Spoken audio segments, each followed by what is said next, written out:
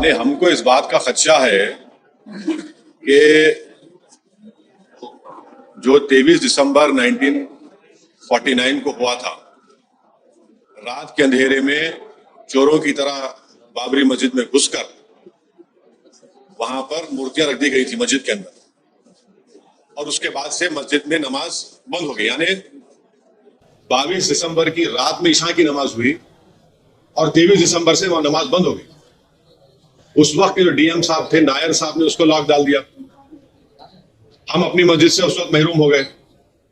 फिर 1986 में राजीव गांधी की सरकार थी, बगैर मुस्लिम पक्ष को बोले ताले खोल दिए गए। 6 दिसंबर 1992 को सुप्रीम कोर्ट ने शिलान्यास का परमिशन दिया और वो तमाम विश्व हिंदू परिषद, बीजेपी सब ये सुप्रीम कोर्ट को बोले कि हम बाबरी मस्जिद को हाथ नहीं लगाएंगे। अब क्या हुआ, बाबरी मस्जिद मेरे हाथ से चले गई। 23 दिसंबर 49 को ये हुआ। फिर 86 में राजीव गांधी की सरकार थी, बगैर मुसलमानों को बताए ताले खोल दिए। और उस वक्त 86 में, मैं पहले ही बोल चुका, भी बोल रहा हूं, उस वक्त टाइपराइटर नहीं था। 20 मिनट की सुनवाई में 25 पेज का ऑर्डर दे दिया वो। और बाद में जज साहब अपनी किताब में लिखते हैं कि मैंने ऑर्डर इसलिए दिया क्योंकि जब मैं कोर्ट में बैठा था तो मैंने एक बंदर को देखा, और बंदर को देखने के बाद मुझे ये मालूम हुआ कि कुदरत मुझे कुछ कह रही है। फिर 6 दिसंबर को ये हो गया। सुप्रीम कोर्ट ने ही परमिशन दिया था, इन तमाम लोगों ने कहा कि वह कुछ नहीं करेंगे। अब हमको खदशा ये है कि अब जब एएसआई की रिपोर्ट आएगी तो बीजेपी आरएसएस एक नैरेटिव सेट करेगी। इलाहाबाद हाईकोर्ट का ऑर्डर आने से पहले उत्तर प्रदेश के चीफ मिनिस्टर ने यह बात कही थी कि बिल्डिंग पुकार पुकार कर सब बयान दे दिया। वो नैरेटिव सेट कर रहे थे। अब जैसा एएसआई का रिपोर्ट आएगी, नैरेटिव सेट किया जाएगा पूरे देश में। उसके बाद मेरे को खदशा ये है, हम उम्मीद करते कि ना हो। हमको सुन लीजिए, हमको खदशा है कि कहीं 23 दिसंबर ना हो जाए, हमको खदशा है कहीं 6 दिसंबर ना हो जाए। खदशा है, एप्रीहेंशन जिसको बोलते हैं इंग्लिश में, वो है हमको। और हम नहीं चाहते कि ऐसे कई बाबरी मस्जिद के इश्यूज खुल जाए। और आखिर में आपको याद दिला रहा हूं पर्सनली, आप थे, हमारे दोस्त थे, और हमारे आप भी थे। जब बाबरी मस्जिद का फैसला आया था, मैंने कहा था कि ये सब खुलेंगे, ये सब मसले बढ़ेंगे। और आखिर में हम आपको बताना चाह रहे हैं कि बाबरी मस्जिद राम मंदिर के सुप्रीम कोर्ट के जजमेंट में आप लोग पैराग्राफ नंबर 102 पढ़ लीजिए, पैराग्राफ नंबर 103 पढ़ लीजिए, पैराग्राफ नंबर 105 पढ़ लीजिए, जिसमें सुप्रीम कोर्ट ने क्या कहा प्लेसेस ऑफ वर्शिप एक्ट के बारे में। प्लेसेस ऑफ वर्शिप एक्ट है क्या कि किसी भी समुदाय के रिलीजियस प्लेस का रिलीजियस कैरेक्टर ना बदला जाए। अब ये जो सर्वे होगा, इससे उस मस्जिद के रिलीजियस कैरेक्टर बरकरार रहेगा या बदल दिया जाएगा। जो योगी आदित्यनाथ ने कहा वो बात, वो कि रिलीजियस कैरेक्टर को रखने की बात थी या मस्जिद में से नमाज खत्म करने की बात उन्होंने की।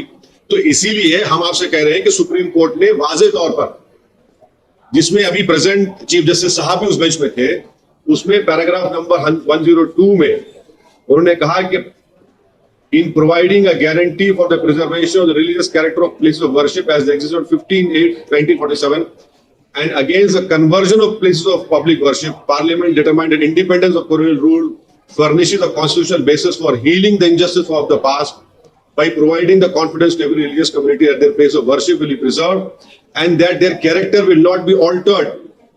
फिर अगर आप देखेंगे पैराग्राफ नंबर 103 में, the law speaks to our history and to the future of the nation.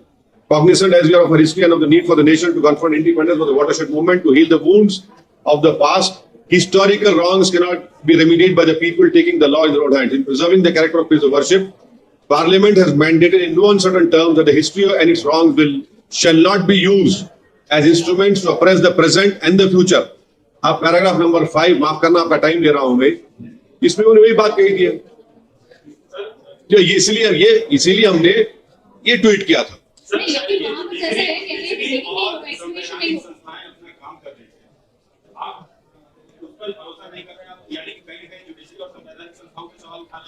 नहीं, नहीं, आपकी राय है, मेरी राय वो नहीं है। क्यों जाहिर कर रहे हैं? अरे भाई देखिए, दूध के जले छाछ को भी फूक फूक कर पियेंगे ना। 23 दिसंबर 1949 को हुआ, फैक्ट है, कोई डिनाई नहीं कर सकता। 86 को हुआ, कोई डिनाई नहीं कर सकता, ताले खोले गए। 6 दिसंबर 1982 हुआ, जिसको सुप्रीम कोर्ट ने कह दिया उसको एग्रीगेस का हमने अंग्रेजी का वर्ड इस्तेमाल किया, डेमोलिशन को एग्रीगेस का सुप्रीम कोर्ट ने। इसीलिए तो मैं कह रहा हूं हमको खच्चा के भाई नैरेटिव सेट करके आप 23 दिसंबर ना कर दें, आप 6 दिसंबर ना कर दें। संवैधानिक संस्थाओं नहीं नहीं नहीं नहीं नहीं नहीं नहीं नहीं नहीं नहीं बिल्कुल बिल्कुल नहीं, मैं वो नहीं कह रहा हूं। मैं तो बराबर ये उनको सुप्रीम कोर्ट की हो, लोअर कोर्ट हो, डिस्ट्रिक्ट कोर्ट हो, हम इज्जत करते हैं, उनको मानना पड़ेगा हमको। मैं आपको सिर्फ तारीख में क्या हुआ था वो आपको बता रहा हूं, और हम भी नहीं चाहते कि ऐसा बाबरी मस्जिद इशू खुल जाए। हमको तकलीफ इस बात की है कि मुख्यमंत्री है, आप किसी की तरफदारी क्यों कर रहे हैं? वो तो अपने नहीं, आप मुख्यमंत्री है ना, आप मुख्यमंत्री हैं, आप कैसा किसी की तरफदारी करेंगे? और ऑर्डर आने से पहले आपने अपना उस पर इजहार ख्याल कर दिया। तो उसमें साक्ष्य मिलेंगे उनका हवाला। अरे वो अभी देखिए वो क्या मिले हैं नहीं मिले, कानून तो है ना 91 का। अच्छा, और एक बात मैं आपको बता रहा हूं कि काशी विश्वनाथ का 1983 का एक्ट है, आप तो यूपी के हैं। 83 के एक्ट में सेक्शन 5 देख लीजिए जो डिफाइन करता है कि वो मंदिर का हिस्सा कितना है। 83 का एक्ट है वो, जिसमें ज्योतिर्लिंग का जिक्र किया गया।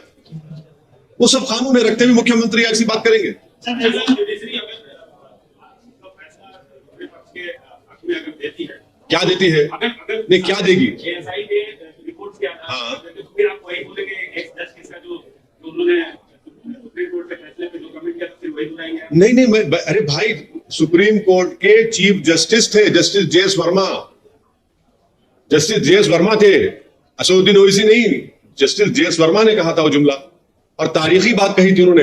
फिर आप वही दोहराएंगे। अरे भाई देखिए, क्या आपके मेरा फ्रीडम ऑफ रिलीजन छीनना चाहेंगे या फ्रीडम ऑफ एक्सप्रेशन छीनना चाहेंगे मेरा? वो तो नहीं हो पाएगा ना। मैं तो अपनी बात करूंगा, संविधान के दायरे में रहकर बात करता है और करता रहूंगा। ये आपको खच्चा है कि हम ऐसा नहीं सोच रहे। एएसआई को भरोसा है। हाँ, अच्छा आप सुन लीजिए, आप सुन लीजिए एएसआई के बारे में। सुप्रीम कोर्ट ने ही बाबरी मस्जिद राम मंदिर में कहा कि मंदिर तोड़कर मस्जिद नहीं बनाएगी, एएसआई की रिपोर्ट को खारिज कर दिया उन्होंने। उस केस में वही तो आपको बता रहे हैं, उसी केस में सुप्रीम कोर्ट ने एएसआई को माना ही नहीं, खारिज कर दिया उसको। ये तो सारी दुनिया में बाजा बजाए थे बीजेपी वाले, आरएसएस वाले, उन्होंने कहा खारिज कर दिया कि मंदिर तोड़कर मस्जिद बनाएगी। ये उस पर दिया कि बिलीफ है कि वहां पर पैदा हुए थे, इसलिए सुप्रीम कोर्ट ने फैसला दे दिया। मगर मंदिर तोड़ने की बात तो खारिज ही करते सुप्रीम कोर्ट ने। मस्जिद तोड़ने को सुप्रीम कोर्ट ने कहा एग्रीगेस एक्ट कहा, उसको क्रिमिनल एक्ट कहा उसको, और एएसआई की रिपोर्ट को बारूद कर दिया उन्होंने। अभी भी एक्सक्रीमेशन की बात नहीं कर रहे हैं, हमने साफ-साफ बताया वो जहां पर है उन्हीं के ऊपर है। नहीं, वो देखिए वो ऑर्डर है, सही है।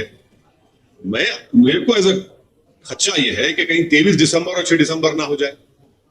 इसीलिए हम कह रहे हैं कि 91 का जो एक्ट है, जिसमें सुप्रीम कोर्ट ने ये कहा है पैराग्राफ नंबर 102, 103, 105, हम वही कह रहे हैं।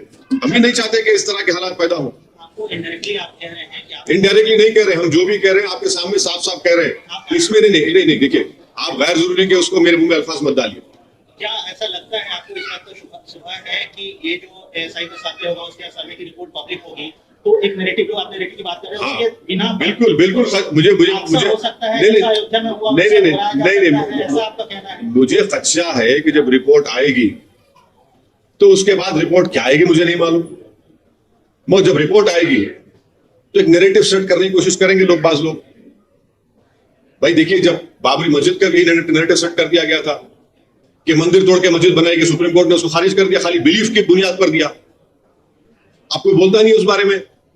सुनिए, एएसआई की रिपोर्ट को सुप्रीम कोर्ट ने कहा कि नहीं मानते। यहाँ पे कुछ निशान है मस्जिद पे बता रहे हैं सर, मस्जिद के अरे बाबू, तो 91 का एक्ट किस लिए है? सुप्रीम कोर्ट ने बाबरी मस्जिद राम मंदिर में क्या कहा था? और तीसरी बात, प्लेसेस ऑफ वर्शिप एक्ट पढ़िए, किसी भी जगह का रिलीजियस कैरेक्टर आप बदल नहीं सकते, वो कानून है।